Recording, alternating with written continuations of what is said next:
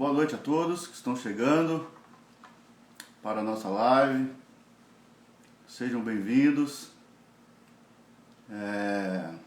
Vamos começar o bate-papo já aqui com o professor Ângelo Roncalli.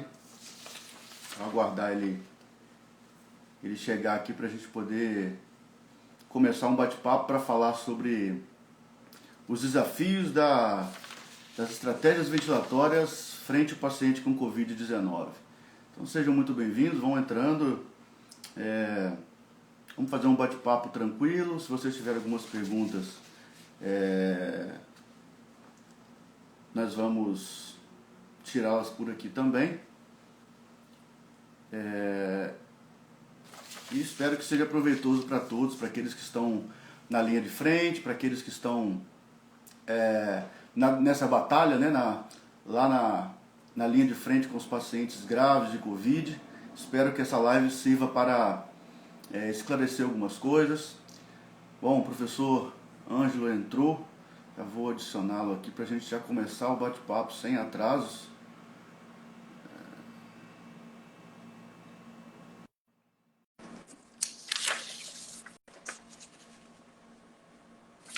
Boa noite, professor. Olá, tudo bom? Tudo jóia? Como é que vai o senhor? Tudo bem, e você? Muito bem, graças a Deus. Prazer imenso estar falando contigo. Uma satisfação que chega quase que de um fã mesmo. Sabe? Obrigado. E já de antemão agradecer a gentileza do senhor em sempre atender os seus seguidores, os seus fãs, aquelas pessoas que têm você como referência na área da ventilação mecânica. E comigo não foi diferente. O senhor de uma gentileza tremenda. Eu só tenho a agradecer mesmo antecipadamente por o senhor ter aceito esse convite. E a gente está fazendo um bate-papo aqui hoje.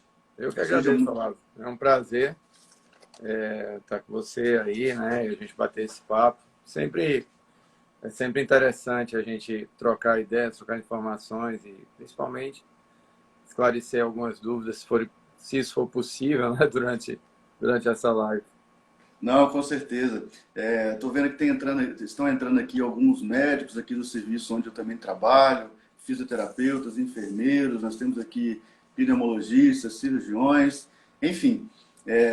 Fiz o possível para convidá-los, para poder conhecer a pessoa e o tamanho do conhecimento do senhor. Eu fiz aqui um breve roteiro, vamos fazer mais ou menos uma forma, se o senhor concordar, a gente pode fazer numa forma de perguntas mesmo, porque na verdade eu tenho mais a aprender com o senhor mesmo, e a gente trocar algumas experiências e que isso possa também ajudar os nossos colegas que estão aqui na linha de frente, uma vez que eu estou falando aqui de Cacoal, no interior do estado de Rondônia.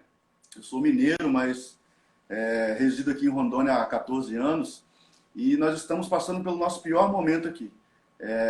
Eu trabalho num hospital regional aqui que ele é responsável por uma macro-região aqui, ficou como referência para pacientes de Covid. E a cada dia que passa, nós estamos fechando mais os nossos leitos de UTI geral. Não sei se isso também é interessante, porque fica uma outra demanda reprimida. Mas as coisas estão muito ruins e agora nossos colegas começaram a adoecer. Então, nós estamos agora entubando nossos médicos, nossos fisioterapeutas, nossos enfermeiros. Isso tem sido tem abalado muito a equipe, tem trazido um certo desconforto e a gente começa a perder um pouco o controle das coisas mesmo. E a gente que tem um pouquinho mais de tempo aí trabalhando com ventilação mecânica, eu não tanto quanto o senhor, mas a gente tenta trazer talvez um pouco mais de conhecimento aí para tentar colaborar. Eu queria saber do senhor, primeiramente, como é que está a situação aí no Nordeste, na região do senhor aí, como é que estão as coisas aí do Covid? Bom, agora a gente diminuiu mais a demanda. Eu tenho um UTI aqui de 30 leitos, né, que estávamos 30 ocupados. Agora a gente tem 13 leitos ocupados de pacientes mecanicamente ventilados. Então, caiu. Só que assim, a gente entrou na fase amarela agora, né? Hoje começam a abrir os bares, né? Claro, com restrições, mas de qualquer forma é uma abertura. E a gente está preocupado, porque daqui a 15 dias pode ser que venha alguma coisa aí. As pessoas realmente não respeitam, é fato, né? A gente tem visto muita aglomeração, muita gente sem máscara. Então, quiçá isso não aconteça, né? E a gente consiga realmente diminuir a nossa demanda. Mas tivemos fases bem difíceis, bem difíceis. Agora diminui um pouco. Aqui nós estamos passando, eu acho que aquilo que Manaus passou há uns 2 meses atrás, as coisas estão fora de controle mesmo, falta de equipe, a equipe sendo afastada, os profissionais adoecendo e as coisas não estão ficando muito fáceis. E aí a prefeitura, estado decretando lockdown novamente e as coisas estão cada vez mais apertando. Mas para não estender muito essa parte inicial, eu já queria mesmo entrar na parte técnica para poder sugar o máximo que eu posso aqui do senhor. É, Como nós vamos falar um pouquinho sobre a abordagem do manejo ventilatório, vou fazer um apanhado geral do início até o ponto mais crítico, de uma forma um pouco mais resumida, mas que a gente possa talvez entender todo esse processo de como que nós estamos abordando os nossos pacientes. E eu começo logo pela oxigenoterapia, né? Uhum. O paciente de Covid, nós estamos começando a entender agora melhor o perfil desse paciente, né? Chegou para nós uma demanda que nós não conhecíamos e à medida que esses pacientes foram chegando, nós fomos nos deparando com mecânicas diferentes, com apresentações clínicas diferentes e isso começou a assustar porque quando sai um pouco da nossa zona de conforto, a gente acaba não sabendo mesmo a quem recorrer, a como atuar nessa linha de frente.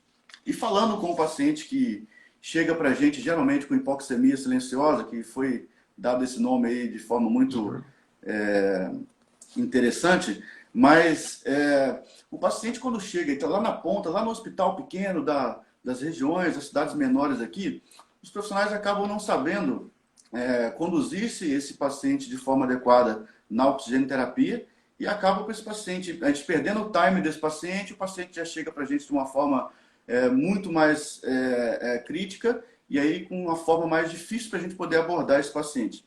Eu queria saber do senhor o seguinte, o que vocês estão utilizando de forma no serviço que o senhor trabalha, na sua experiência? Nós sabemos já todos aqueles processos de cateter nasal 6 litros, máscara de reservatório e assim vai, mas como que vocês estão lidando com o tempo do paciente na questão dessa hipoxemia silenciosa? Quando, de fato, eu consigo insistir ainda nessa oxigênio ou eu preciso passar para um outro nível? Bom, a gente já conhece parcialmente o mecanismo do que ocorre, né? Na realidade, o que a gente tem visto da Covid é uma baita lesão endotelial. É uma doença, você tem uma pneumonia intersticial inicialmente, mas com uma lesão endotelial severa, e talvez seja o ponto mais crucial. A lesão endotelial e a formação de microtrombos, normalmente, ela cursa com extrema desigualdade VQ. A gente tem visto, inclusive, recentemente agora, em um estudo de perfusão, uma coisa interessante, você tem a perda de vasoconstricção hipóxica nas áreas onde você tem colapso alveolar. Então, basicamente, você vai ter mais chance, você tem um fluxo sanguíneo aumentado, um hiperfluxo nas áreas de colapso, e, interessantemente, você tem vasoconstricção nas áreas aeradas do pulmão. Isso causa um desequilíbrio VQ brutal. Esse é o primeiro ponto. Por causa disso, esse é um dos pontos, você tem uma hipoxemia severa. Nós não estávamos acostumados a ver isso. A gente vê isso, por exemplo, cardiopatia congênita, né? Pegar uma criança aí com shunt direito e esquerdo, uma tetralogia de Fallot, você vai ver uma criança cianótica, muitas vezes, mas sem desconforto respiratório. É um mecanismo semelhante. Então, certo. Você tem um doente profundamente hipoxêmico, mas um doente que inicialmente pode não ter desconforto respiratório. E aí, quando você me questiona, tá, qual é o time? O time se chama desconforto respiratório. Certo. Enquanto teu doente tiver somente hipoxemia, ele é gerenciado com oxigenoterapia e ele é gerenciado com a posição prona, que alguns chamam de posição prona consciente, acordado, em inglês awake prone, né? Enfim. E você consegue gerenciar. O problema é que alguns pacientes não suportam a posição prona. E aí a gente tenta gerenciar com o decúbito lateral, né? Ou semi-prono, não prono total. Mas o ponto crucial é: desconforto respiratório é igual a pressão positiva. Grande problema. A gente acredita que a pressão positiva, quando aplicada de maneira a retardar a intubação, ela piora o quadro do doente. Isso não é uma coisa nova, isso não nasceu com a Covid. Nós já sabemos disso há muito tempo dos casos de SARA. Doentes que vão falir na ventilação não invasiva, eles têm pior prognóstico. Por quê? Porque eles fazem um baita swing de pressão esofágica, que a gente chama de PSILE. Então, ele começa a estressar excessivamente esse pulmão. E, basicamente, você tem aumento de pressão transpulmonar por conta da pressão positiva que você está aplicando, e você tem aumento de pressão transvascular. Essa é a gênese da PSILE. Você começa a fazer edema intersticial. Certo. Esse edema intersticial, ele, obviamente, à medida que eu torno esse pulmão mais edematoso, eu começo a perder complacência pulmonar, isso ativa os mecanorreceptores pulmonares, então vai um input cerebral para aumentar mais ainda esse drive respiratório. Se você juntar com mais hipoxemia, você amplifica o drive aumenta o esforço e você vai cada vez mais aumentando esse delta de pressão transpulmonar, lesando o pulmão. A gente não tem certeza se a PSILE existe fora da pressão positiva. Nem espontânea, né? Por quê? Tem alguns estudos com maratonistas, por exemplo, que mostraram que diante de um esforço extremo, você começa a fazer algum grau, você vai lá e você percebe que começou a fazer algum grau de edema. Mas aí tem um fator de background que são, nesse caso do exercício, a liberação extrema de catecolaminas. Sim. Isso pode ser um fator de confusão. Então, é uma grande dúvida ainda. Mas quando você adiciona pressão positiva com a ventilação não invasiva, então você joga o delta de pressão transpulmonar lá para cima. E aí sim... A subdistensão pode acabar causando essa lesão. Se a tua VNI não diminuir o esforço do doente, você está só aumentando o delta de pressão e causando mais lesão. Então, basicamente isso. Aí a grande pergunta é: posso tentar VNI? Bom, se você tem todas as condições para fazer a VNI, se você tem um sistema de ramo duplo ou máscara não ventilada, você pode tentar um trial curto de 30 minutos. Não melhorou 30 minutos, teu paciente não vai mais melhorar. Então, não retarde. Esse é o grande problema. Então, a resposta à tua pergunta é desconforto. O paciente teve desconforto, ele vai para a pressão positiva. Se você não tiver as condições de fazer VNI, ele vai para a intubação endotraqueal. Se você perder o time, você piora. Estou até marcado aqui, estava na UTI hoje de tarde.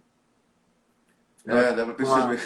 Eu estava ontem. Com uma técnica de enfermagem nossa, que desde sábado ela relutava em ser entubada. Relutava. E as pessoas, né? Se tem uma relação de proximidade, as pessoas tendem a relaxar um pouco. Não, vai, tá. E assim, infelizmente, quando eu cheguei na segunda-feira, né, eu sou diarista, eu não estava no final de semana. Então, quando eu cheguei na segunda-feira, eu conversei com ela e disse: olha, você precisa ser entubado. A gente está perdendo tempo. Né? E aí, cara, esse pulmão ficou muito ruim. Né? A gente espronou ela agora de tarde, a relação afunda, a relação PF vai para 60. Tá? 60 de relação PF.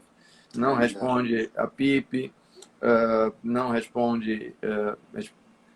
fez uma resposta boa inicial à prona, mas a resposta seguinte já foi meio ruim. Então, assim, você lesou esse pulmão, né? E tentando ou postergando a intubação endotraqueal. Uma doença que tem um fluxo mais arrastado, né? Isso. Esse é o grande problema.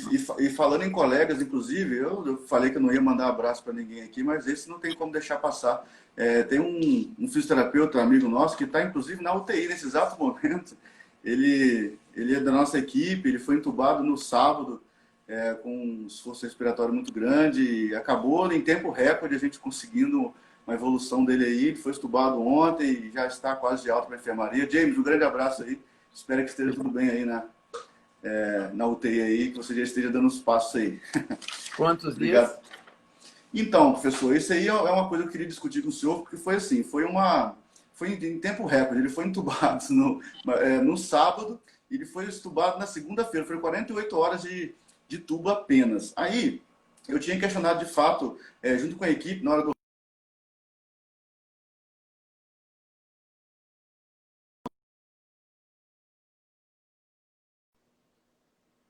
Voltou. Travou um pouquinho no final.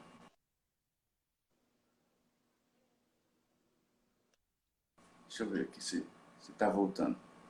Voltou, professor? Voltou, né? Tranquilo, tranquilo. Beleza. Então, assim, ele acabou sendo entubado no sábado, ficou 48 horas no tubo, e eu até conversei com é, no round lá com os profissionais, a gente, de fato, a gente tinha é, justificativa para poder estar estubando esse paciente tão precocemente assim, né?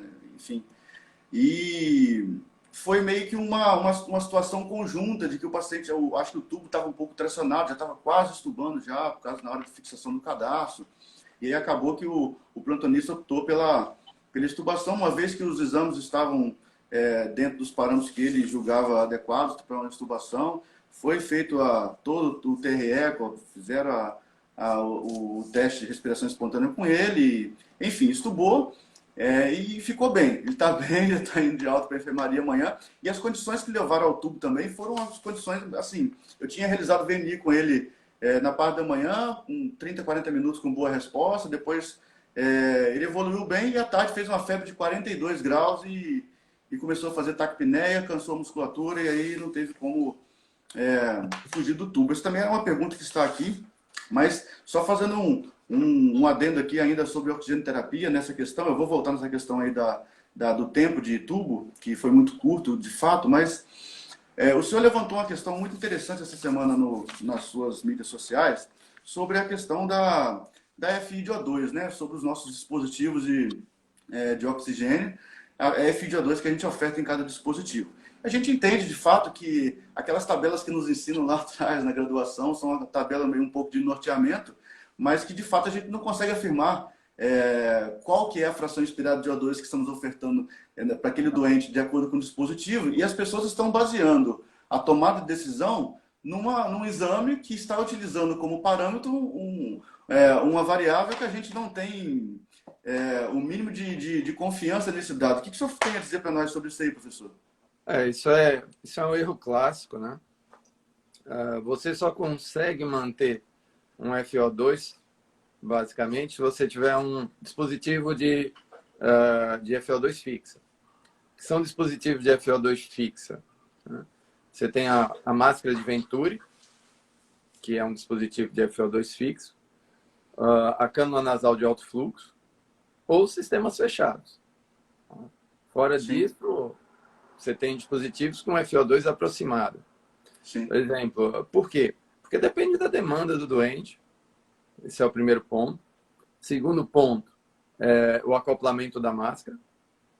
Uma máscara mal acoplada ao rosto permite o doente fazer arrasto do meio. E isso é muito comum, né? Então, imagine o seguinte. Se o doente tem uma demanda... A gente tem visto demandas muito altas na Covid. Tão altas como 100 litros por minuto de fluxo. Sim. Tá? Você pega um dispositivo que oferta 15 litros e o indivíduo tem uma demanda de 100, ele está puxando o resto do meio. Do meio. Quanto mais ele puxa do meio, mais ele mistura. Então, perceba o seguinte, que tanto o volume minuto do paciente, como fatores como a ausência de acoplamento perfeito da máscara, reinalação de CO2, se acontecer, tudo isso altera o FO2. Você não tem controle sobre essa variável. Tá? E aí as pessoas baseiam no sistema de precisão. Você pega a relação PO2-FO2, a relação PO2-FO2 é um sistema de precisão usado no ventilador mecânico, um sistema fechado, onde você tem certeza que você está fornecendo FO2. E aí elas querem embasar a conduta, uma conduta que é de ventilação invasiva, em um paciente em oxigenoterapia. Eu já vi coisas absurdas. Olha, a gente só faz a prona acordado se a relação PO2-FO2 estiver abaixo de 150. Isso é uma conduta lá da invasiva. Tá? Sim. A gente faz VNI se a relação PO2-FO2 estiver abaixo de 200. Com um cara, sabe, umas coisas sem sentido. O que a gente tem nos algoritmos é oxigenoterapia para manter saturação entre 92 e 96. Isso é o que a gente tem. Você vai se guiar pela SpO2. Obviamente, a SpO2, em saturações abaixo de 80%, ela perde a eficiência de mensuração, né? Mas aí você pode fazer de forma invasiva, pela gasometria, para você avaliar realmente a saturação arterial, se a doente tiver uma saturação inferior a 80%. Mas a SpO2 é muito adequada para ser usada para gerenciamento da oxigenoterapia. Sim. O grande problema é que as pessoas acreditam no sistema cartesiano. Elas acham que vão pegar aquela fórmulazinha lá de 4 vezes a quantidade de leite mais 21 E vai dar 28. e vai dar FO2 lá para ela fazer o cálculo, né? Sim. Então, mas, infelizmente, não é isso. Não é assim. O sistema de Venturi é o sistema que a gente tem com FO2 fixa. Desde que você oferte o oxigênio da rede pedido pelo fabricante e, de novo, que a máscara esteja bem acoplada, né? Perfeito. Então, é basicamente isso. Não dá para tomar conduta baseada na relação PO2-CO2 em um paciente espontâneo. E o que a gente tem visto, de fato, é que a gente está reforçando o tempo todo nessa pandemia, que é a individualização do atendimento, né, do doente. A gente individualizar cada um, poder fazer exatamente um bom exame físico, uma boa anamnese, avaliar o doente, de fato, no leito, à beira-leito, e a conduta tem que ser adequada para que esse paciente não venha realmente perder o seu time, né? E a gente não tenha um agravamento do quadro causado por iatrogenia mesmo, porque você tá deixando passar e... eu ia perguntar ao senhor aqui sobre a VNI. O senhor falou que, de fato, a VNI ela não deve ser estimulada a ponto de, né, ficar na tentativa. Eu tenho visto também, algumas vezes, alguns colegas, não daqui, mas também alguns colegas de outros serviços, de Minas, falando de VNI de 3 horas, sabe? De ficar 3 horas, 4 horas de VNI. É um absurdo, a gente chega a ouvir alguma coisa nesse sentido. E a gente tem visto que a VNI, no começo, ela foi muito demonizada, né? Porque o pessoal falou assim, não faz VNI de forma nenhuma, que vai gerar aerosol. E aí vem as sociedades falando que não pode. Não é que não pode, na verdade são sugestões e recomendações de acordo com que manda a segurança do trabalhador, né? A segurança do grupo, da equipe. As pessoas fazem uma confusão entre não recomendado e contraindicado. Sim. Né?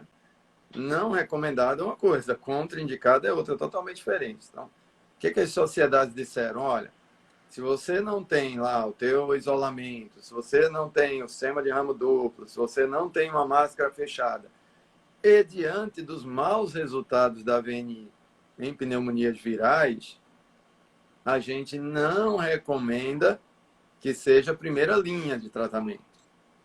Se você achar que deve fazer, faça num trial rápido de 30 minutos. Não deu certo, entuba o doente. Tá? Perfeito. Mas aí, realmente, a gente vive uma situação de extremo, né? Ou não faz para... O brasileiro é muito extremista, né? Então, normalmente, ou não faz para ninguém ou quer fazer para todo mundo. 880, então, tem muito meio termo, infelizmente.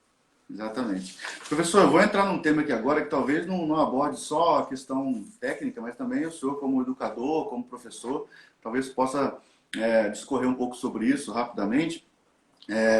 Nós sabemos, eu trabalhei com gestão acadêmica também, fui coordenador de curso de graduação de fisioterapia por um tempo, e a gente sabe que a nossa formação, ela nos fornece uma formação mais generalista, né? A gente não entrega, e ainda mais nas universidades privadas, nas públicas até a gente consegue um currículo um pouco mais extenso, com a carga horária um pouco mais elevada, mas as privadas acabam reduzindo muito em detrimento da questão financeira, da questão econômica, e esses profissionais chegam no mercado de forma bem generalista. E o que nós estamos percebendo agora é que essa demanda de profissionais, principalmente fisioterapeutas nessas UTIs, são profissionais que nunca na vida entraram numa UTI, são profissionais que nunca viram um ventilador na vida. E aí eu queria saber o seguinte, e aí, como fazer com essa demanda? É treinamento? O que a gente pode contribuir com todo esse contexto? Qual que é a sua visão a respeito desse contexto aí? A gente tem, diante da pandemia, não só fisioterapeutas, mas técnicos de enfermagem, enfermeiros, médicos, precisou recrutar quem tivesse disponível. A gente tem muito profissional inexperiente dentro da UTI. No entanto, há uma diferença entre, por exemplo, o técnico de enfermagem. O técnico de enfermagem você treina para o procedimento. né? Certo. Óbvio que ele tem que ter a noção, mas, enfim. Mas você basicamente treina o procedimento. É um procedimento técnico. O profissional de nível superior é um pouco diferente. Não adianta nada a gente treinar o indivíduo se ele não tem a bagagem fundamental, que é a base, o embasamento que vem da fisiologia. Isso é o que eu digo sempre. Você não constrói a casa pelo teto, não tem jeito. Você tem que construir pela base. E a base é a fisiologia. Então, você pode até jogar um indivíduo lá dentro da UTI, ensiná-lo a observar uma relação PO2-CO2, ensinar como esse é o problema que a gente está vivendo muito, né? As pessoas que criaram uma tabelinha de decoreba, de fazer assim, olha, se a oxigenação está ruim, aumenta a PIP. Aumentar a PIP pode piorar mais ainda a oxigenação em alguns casos, inclusive do ponto de vista da DO2, né? Em alguns casos, se eu diminuir o débito cardíaco, eu estou diminuindo a oferta tecidual de oxigênio, piorando a condição do doente, enfim. Mas é mais fácil aprender assim, né? É mais fácil pegar um decoreba, uma tabelinha lá. Colar o papel lá perto do ventilador, né? Pois é. Isso é uma coisa que eu critiquei bastante. Levei umas pancadas, meu grupo, o Event, quando a gente, antes do Gattinone, a gente falou dessa diferença entre pacientes que chegam com complacência diferente, mas isso não quer dizer nada. Nada. Não quer dizer nada. Só que as pessoas pegaram uma tabelinha e disseram, olha, se for assim, assim, assim, eu ventilo assim, assim, assim. Se for o fenótipo assim, assim, eu ventilo assim, assim. Por quê? Porque as pessoas querem um manual de ventilação. Isso não existe. Perfeito. Como você falou há pouco, é uma avaliação individualizada. Você tem que ir lá, entender o que está acontecendo com o doente do ponto de vista fisiológico ou fisiopatológico e trabalhar o teu ventilador para aquela demanda. E, infelizmente, por causa disso, a gente vive uma outra. Todos os dias eu recebo reclamação no meu perfil. Professor, a gente tenta fazer uma ventilação protetora, mas quando a oxigenação cai, aí diz, não, não, não, não, volta tudo de novo. Então, cria-se essa receita de bolo de que tudo que eu faço na ventilação mecânica é para melhorar o gás arterial. Pois é. Então, esse é o problema lá, porque talvez na nossa formação, na nossa graduação, nós fomos formados para lidar com questões muito simplistas. Facilita para o professor. Facilita para o cara que é professor chegar lá e dizer, olha, vou botar uma questão onde você vai ter que calcular a frequência respiratória ideal. Frequência respiratória ideal, para você botar numa questãozinha de prova, é uma maravilha. O cara vai lá, faz um cálculozinho, bota lá. Não funciona na prática. Sim. Qualquer fórmula que tiver o nome ideal, não funciona na UTI, porque a UTI nem de longe tem condições ideais. Né? O PO2 ideal, o pessoal quer usar bastante aí, inclusive. Então, né? a graduação isso. hoje, ela tem mais um aspecto tecnicista do que um aspecto cientificista. Sim. Você prefere dar o peixe do que ensinar o cara a pescar. É basicamente. Porque virou comércio também, né? A grande parte das privadas. Pois é. Não Alguém até está falando aí. Esse protocolo de PIN. Isso criaram também. PIP de 15 para todos os pacientes. Vamos botar 15 de PIP. Então você começa a criar estereótipos. Como. Você quer ver o maior estereótipo da ventilação mecânica? É tempo inspiratório de 1.0 para todo mundo. Sim. Como se todos os pacientes tivessem as mesmas constantes de tempo. Né?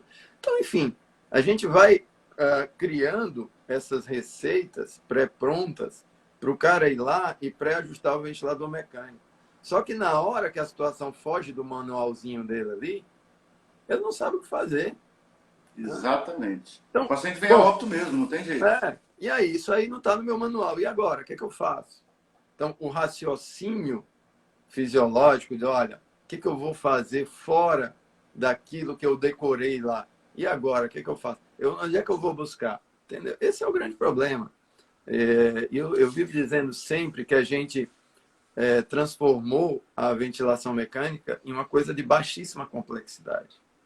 Pois é. Baixíssima. E é muito complexo, né? É muito complexo. Cara, quantos anos a gente fala de ventilação mecânica todo dia? Protetor, o tempo todo. Posso te dizer que eu não sei 20% de ventilação mecânica em todos esses anos, tá? E aí o cara chega na UTI, pegou um livrinho, fez um cursinho de meia hora e diz, não, agora eu vou ventilar paciente. Então, infelizmente, é isso. Inclusive os municípios mesmo, dos estados inteiros, começaram a contratar profissionais para darem treinamento de admissão de paciente lá no Pois município é. pequenozinho que tem um ventilador de transporte e acha que vai fazer milagre com aquele ventilador, que o fisioterapeuta ou o próprio médico que está abordando o paciente vai conseguir fazer milagre. E entrando nesse assunto, professor, eu acho que vocês têm abordado de uma forma, vocês que eu digo, vocês que estão aí são os produtores de conhecimento, são as pessoas que publicam, as pessoas que pesquisam, e eu sou um profundo admirador antigo do senhor e alguns outros professores, fui aluno de pós-graduação do professor Marcelo Beraldo, e assim, a gente entende que as pessoas estão começando a trazer à tona agora questões da ventilação mecânica como se fosse novidade, né? Coisa que a gente já faz há muito tempo, né? Coisa que fazia lá na década de 60 com Sara, e aí as pessoas estão começando, nossa, agora a gente faz prona, agora a gente faz cálculo de drive pressure, e assim, sem saber quais são as variáveis, o que interfere isso de fato para o doente. E entrando nessa questão, eu anotei até para a gente poder conversar a respeito da ventilação mecânica protetora.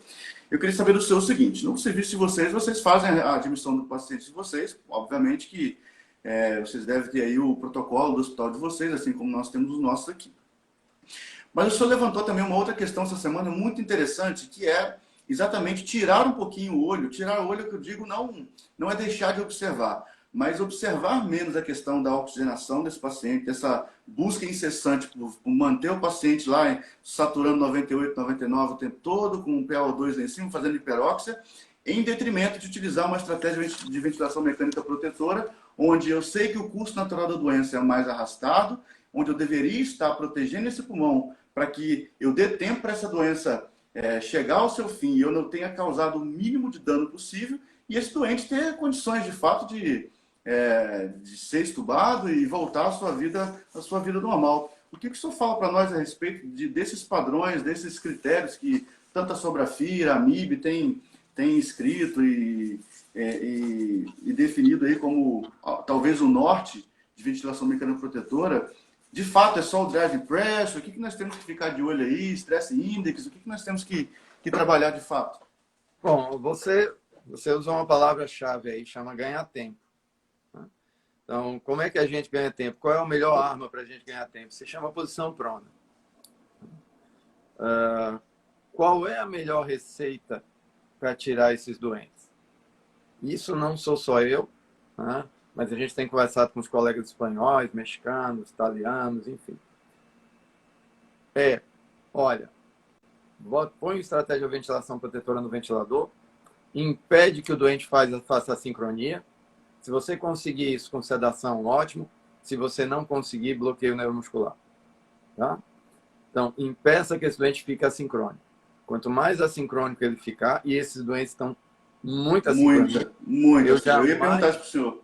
Eu jamais vi drives respiratórios tão elevados quanto eu tenho visto na Covid-19.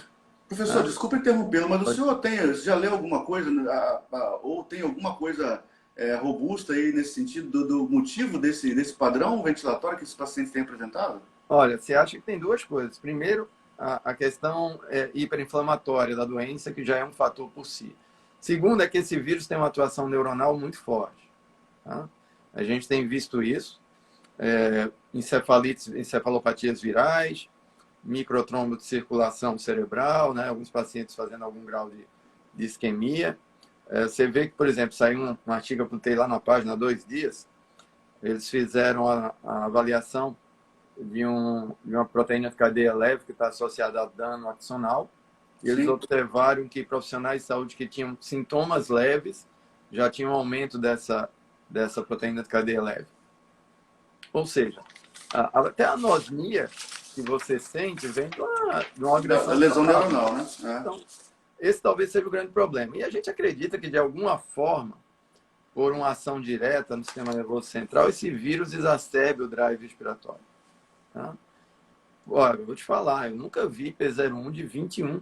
É a primeira vez em 23 anos de profissão que eu vejo um doente fazer 21 P01. Exatamente. Fazendo respiração paradoxal, inverte relação. Exato. Não. Então, esse doente, se você permitir que ele continue assim, ele vai lesar pulmão, é fato. Só que as pessoas subestimam o efeito danoso das assincronias. E a gente sabe, o trabalho clássico do Luiz Blanc, 2015, mostrou que as sincronias estão associadas ao aumento de mortalidade. Mas isso muitas vezes é subestimado, né? Deixa o paciente lá fazendo a sincronia. Então, é basicamente isso. A gente instalar uma estratégia de ventilação protetora, impedir que o doente faça as sincronias, ou seja, um doente bem acoplado ao ventilador, e ganhar tempo com posição prona, até que a fase de hipoxemia aguda passe. Perfeito. Então, vai pronando, deixou o doente totalmente acoplado ao ventilador, estabeleceu ventilação protetora, pronou o doente, relação PF subiu, joia. 16 horas, volta o doente para supino, afundou o PF, né? Prona de novo. E você vai. Quantas vezes for necessário. O grande problema é que as pessoas estão fazendo o contrário. Elas estão pegando, né? Faço uma vez a prona, quando volto para supino, o doente dessatura. Prono de novo, quando volto para... Na segunda vez, elas dizem, isso não dá certo, vou parar. Não dá certo e para de fazer, né? Entendeu? Achando que o objetivo é só mesmo PF, né? Exatamente. Né? Nós tivemos um caso aqui, que eu já falei várias vezes isso em várias lives, porque é um caso emblemático, de uma colega nossa técnica de enfermagem, que foi pronada durante 11 dias. 11 dias pronando, né? E aí, o que acontece? Estratégia de ventilação protetora o tempo todo, prona. Só paramos de pronar quando a relação PF se manteve acima de 150. A última vez, a gente supinou, opa, e o pessoal ficava no grupo. E aí? Segurou? Tá? Então, parou, segurou acima de 150, jóia. Mantivemos em supino, fomos gerenciando.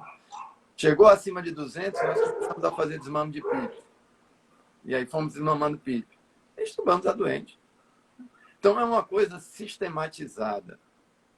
É uma coisa sistematizada.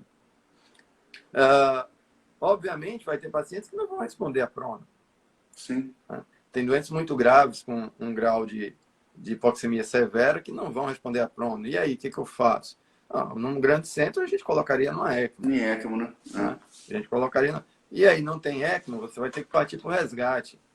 Eu vou lá, vou pronar, eu vou recrutar pronado, ver se eu ganho. Mas, olha, fatalmente, esse doente com hipoxemia severa que não responde à prona, ele tem desfechos ruins. E aí a gente volta de novo para a questão da hipoxemia, né? Só 15% dos nossos pacientes de síndrome de desconforto morrem de hipoxemia refratária. 15%. Sim. A gente fica tentando tratar a gasometria, mas a grande maioria desses doentes morre de choque séptico, morre de falência de múltiplos órgãos, morre que faz insuficiência renal, falência renal, enfim. Esses doentes de hipoxemia refratária são a minoria, né? Então, esse é o grande problema. Eu tenho percebido, de fato, professor, que, inclusive, eu tive aqui uma conversa com um dos plantonistas, um cardiologista que trabalha conosco na UTI aqui, e aí o doente já estava há 15 dias já no curso da doença, de sintoma, o paciente já bem complicado, e eu falei, cara, o objetivo da minha intenção da prona para esse paciente não era só a questão da hipoxemia, mas o paciente nem estava tão hipoxêmico, mas estava com a complacência muito ruim. Falei, não, vamos melhorar um pouco essa mecânica pulmonar, vamos proteger um pouco mais o pulmão, vamos pronar. Aí eu fui questionado a respeito de posição prona, tardia. Falei, cara, não tem esse negócio de tardia, posição prona é posição prona, né?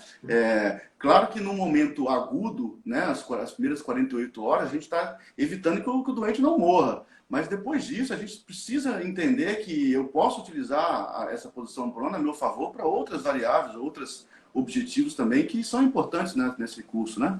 O principal objetivo da prona, e aí é interessante, né? O Beraldo mesmo, ele fez um estudo, acho que a tese dele é bem interessante, porque ele mostra, na realidade, que você só redistribui o edema. Sim. O edema, o que você tem de colapso na região posterior, quando você prona, vem para a região anterior. Passa para baixo. O que você faz é diminuir o shunt, porque você permanece, o fluxo sanguíneo ele não muda, ele é maior na região dorsal. A perfusão vai ser a mesma e acabou. Isso. O principal efeito, do ponto de vista de oxigenação, é reduzir shunt. Mas tem um efeito na prona que as pessoas não percebem, que é justamente homogeneizar o pulmão, né? Você homogeniza a pressão transpulmonar no eixo total, e aí você diminui o risco de fazer uma lesão induzida pela ventilação mecânica. Uma coisa é você ter um doente endossal com um alvéolo sobredistendido na região não dependente, né? E alvéolos totalmente colapsados na região dependente. Você tem uma heterogeneidade pulmonar. Quanto mais heterogêneo for esse pulmão, maior o risco de você infligir uma lesão a esse pulmão. Você sobredistende quem já está aberto, muitas vezes, não abre quem está fechado. Quando você prona o doente, você tende a tornar essa pressão transpulmonar mais homogênea, ou seja, você tende a ter maior homogeneização da abertura dos alvéolos. E o risco de lesão pulmonar induzida pela ventilação mecânica também diminui, né? A gente prona por oxigenação, a gente prona para reduzir lesão e a gente prona também por hipercapnia. Sim. As pessoas perguntam muito, né? Que é uma coisa que, sinceramente, eu nunca, há milhares de anos, luz aí que eu não faço, acho que eu fiz lá quando eu comecei minha formação, que é o TGI, a insuflação do gás traqueal. Sim. Né? Então, nos ventiladores mais modernos nem tá vindo mais esse TGI, né? Pois é, uma coisa que não existe, não se faz trabalhos novos sobre TGI. Sim. Desde 2000, 2001, se eu não me engano, o último trabalho que saiu, mas as pessoas insistem. Então, olha, teve uma pessoa hoje que eu coloquei uma coisa no meu perfil, ela perguntou, tá, e como é que eu faço com a hipercapnia? Se a gente não ventila CO2, a gente ventila pH. Se o pH cai abaixo de 7,2, se você tem uma hipercapnia muito severa, a gente prona o doente. Perfeito. Porque a prona não tem só função de oxigenação, ao homogeneizar o gradiente... Vai permitir trabalhar com um volume um pouco maior, né? Claro, e aí você tende a melhorar essa PCO2 também. Então, são essas coisas, são pontos fora da curva que você tem que entender primeiro, você tem que partir do conhecimento fisiológico para poder você ter aplicabilidade clínica à beira-leito. Se você decorar o conceito que você vai pronar quando o doente tiver a relação abaixo de 150 e parou por aí, você não vai entender porque que eu estou pronando um doente hipercapnia. Né? Então, são esses conhecimentos, Olavo, que a gente precisa fazer que as pessoas entendam. Né?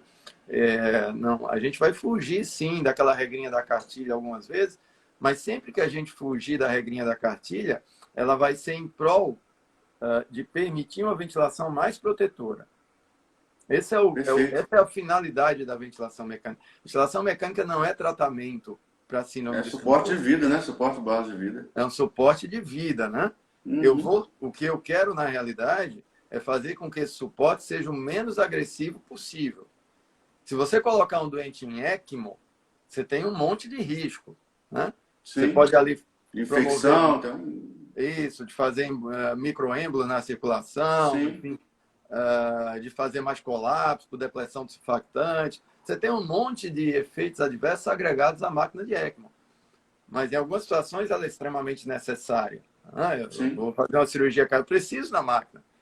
Mas a grande pergunta é, como é que eu faço para usar essa máquina provocando o menor dano possível? Ou nenhum dano, se isso for possível.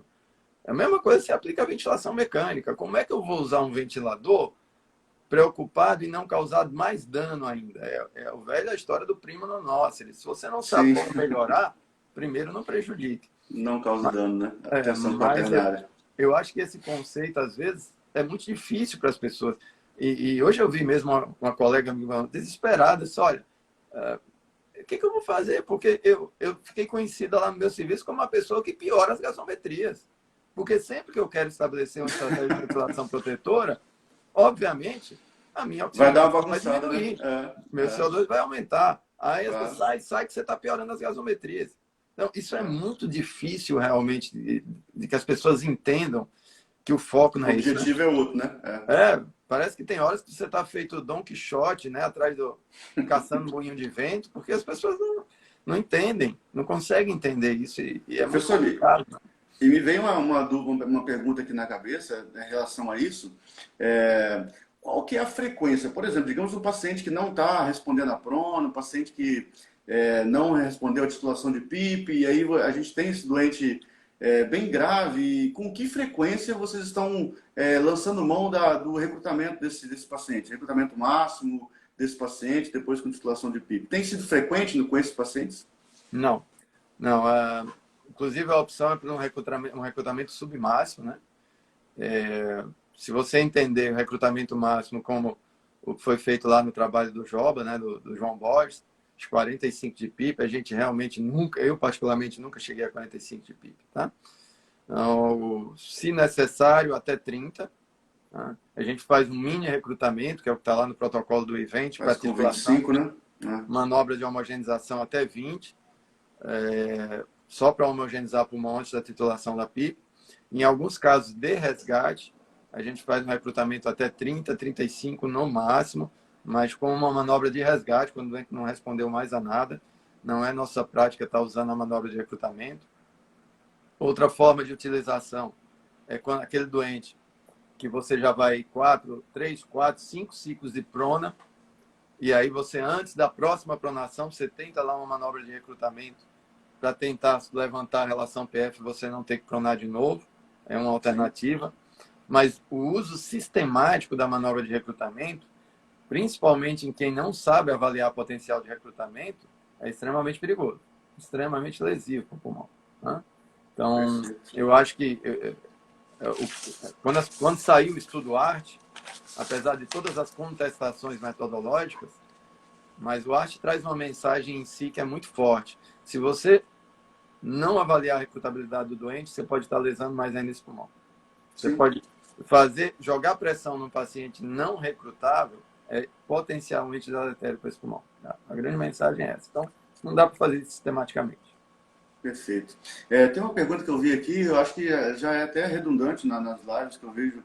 Na última live que foi falado com o Valiati, perguntaram se estão utilizando fazer titulação de PIP antes da prona, né? Eu só acho que você respondeu aí que daria para a gente poder tentar aí abrir esses alvéolos aí um pouco antes para ver se responde antes da tentativa de prona, né? Mas o paciente normal que é candidato a prona, vocês têm feito aí o recrutamento antes ou não? Direto O paciente normal, complacência? Não, a complacência nunca vai estar assim. Bom, o que a gente tem visto aqui é a complacência aí de 19, 20, 22 e normal não vai estar. Mas eu digo assim, esse doente que já foi eleito para a prona, necessariamente ele recebe uma titulação de PIP antes da prona no serviço de vocês? Normal, assim, olha, antes de pronar, por exemplo, na primeira prona, assim que a gente coloca o doente em ventilação mecânica, que se estabelece parâmetros básicos, se esse doente mantiver uma PF acima de 150, a gente não mexe nos parâmetros. Tá? Então, é basicamente isso. Então, olha, eu vou estabelecer parâmetros básicos. 6 ml por quilo de peso ideal. Aí a gente começa com uma PIP de 10 centímetros d'água. Ajusta a frequência, FO2 para manter a saturação 9296, tranquilo. A partir desse momento, 1 a 2 horas depois, esse doente está com a relação PF acima de 150, ele vai manter os mesmos parâmetros. Sim. Né? Não vai mudar. Que vai mudar o grande problema, as condições. Às vezes as pessoas já querem indicar, eu já botei, já vou titular. Ele só vai receber uma titulação se a PF cair abaixo de 150. Então a gente titula, tá? Para tentar jogar de novo a relação PF para cima de 150. Jogou, joia, ele não vai ser pronado. Tranquilo. Mesmo depois de titular a PIP adequada, a relação PF permanece abaixo de 150, ele vai ser pronado. Então, prona-se o doente, transcurso normal, volta-se o doente depois de 16 horas. Uma coisa que a gente faz, bom, se em 16 horas a relação PF não for acima de 150, a gente estende até 24 horas. Estende até 24 horas. Depois de 24 horas, retorna a supino. Afundou a PF de novo, opa, vamos titular de novo. Certo? E sempre nessa sequência. A gente publicou no event, existem basicamente 3 condições para você titular PIP. A primeira delas é se você tiver os parâmetros não protetores. Então, você tem um doente lá, que está com a tua driving pressure de 18, teu platô de 35, você vai tentar titular PIP para ver se você ganha em alvéolos que estavam previamente não aerados, melhora a complacência, esses parâmetros caem. 2, se você tiver nessas condições, né?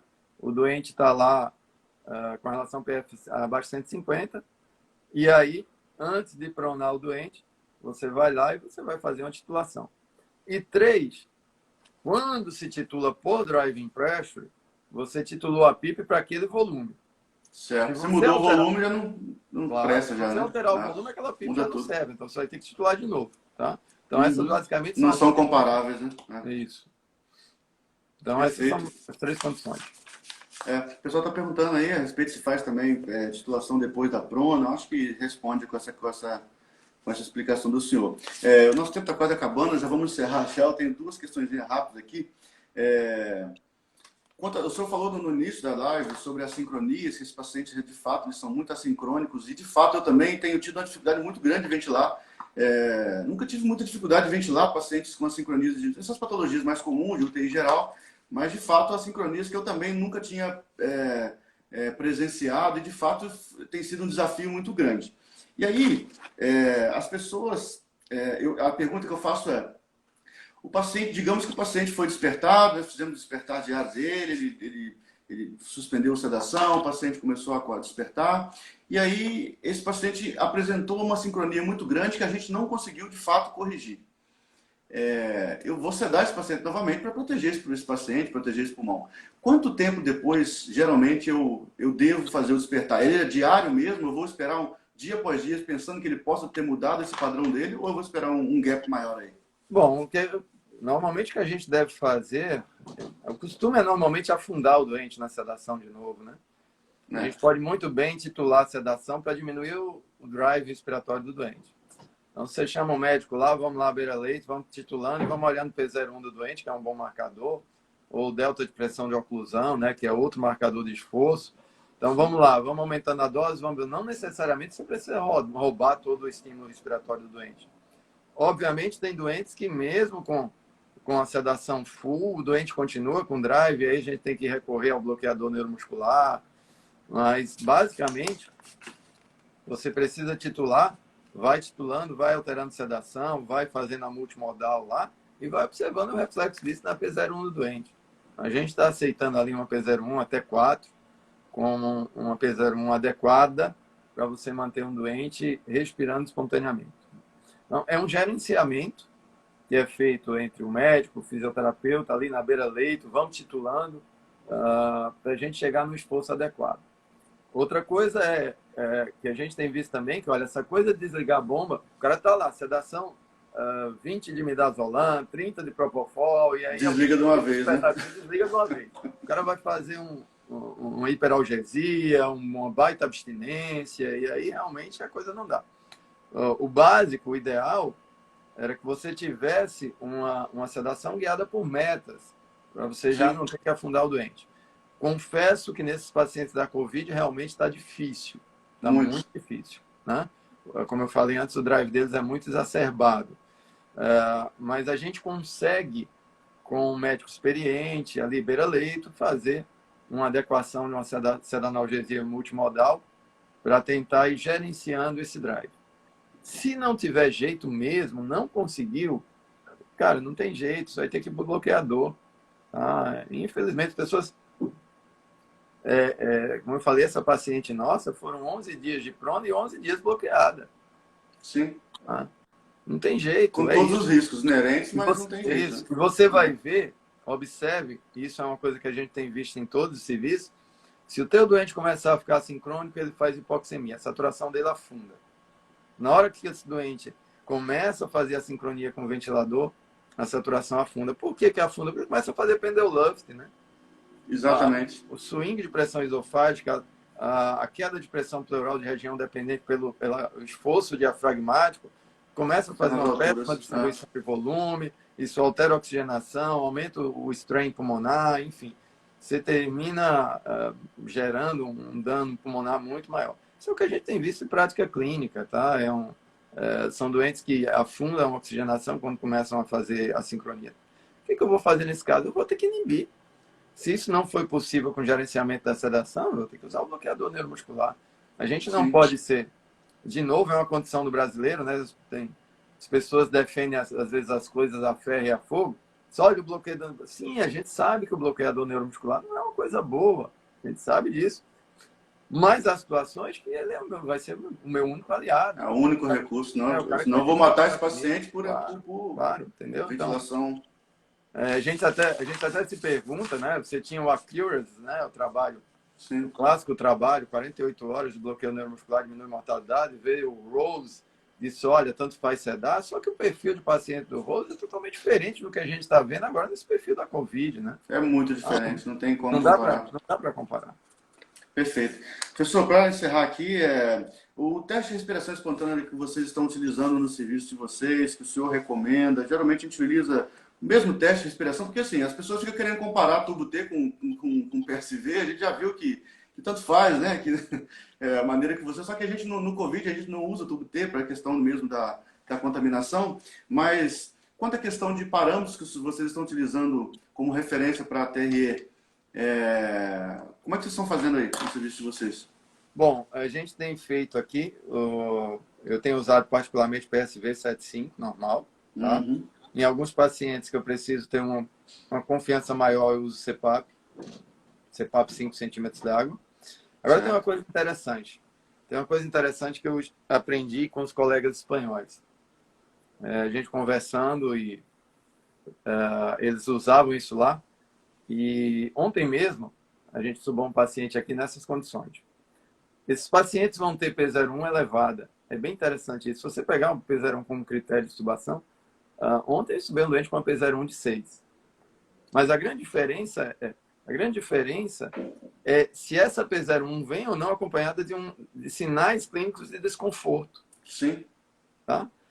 Então, se o teu doente tem uma P01 um pouco mais elevada, mas clinicamente, ao exame físico, ele não tem sinal de desconforto, passou no TRE, a gente vai estubar. Se a gente for esperar ter uma P01 adequada para estubar um doente, né? Não estuba ninguém. Porque assim, a P01 passou muito tempo esquecida. Sim. E aí ela voltou como marcador de esforço e tal, mas as pessoas agora querem usar P01 para tudo, né? E a coisa fica sendo assim. Então, o famoso 880 de novo, né? Então, começa a generalizar demais a coisa. Então, basicamente, é observar como é que fica esse doente durante o TRE. O doente está confortável durante o TRE, então a gente faz lá os 30 minutos de TRE.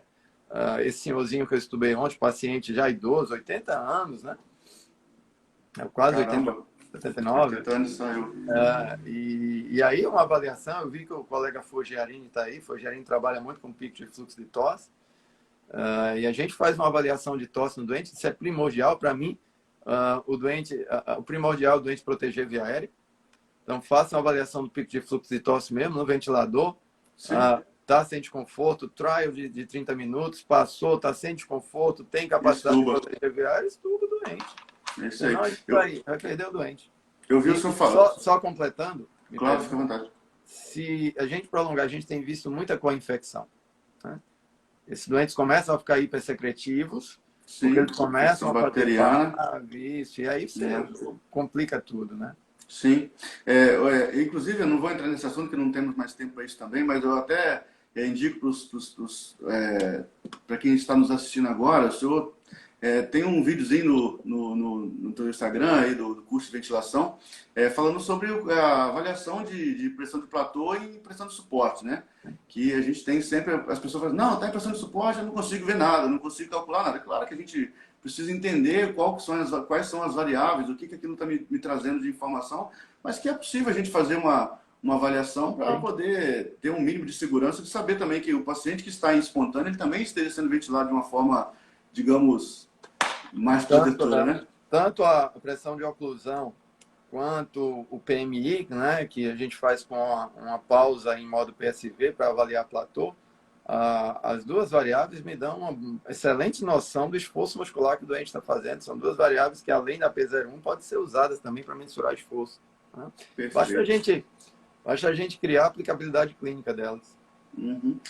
As demais perguntas aqui foram respondidas durante a live. Eu acho que a Sheliane perguntou a respeito de lesão neurológica, nós falamos, e lesão renal também. Eu acho que isso muito mais para a questão medicamentosa também, né? O tanto de droga que esses doentes têm que estar abordado, e o paciente não ceda fácil, e aí vai entrando com muita coisa, obviamente que começa a sobrecarregar os outros sistemas, né?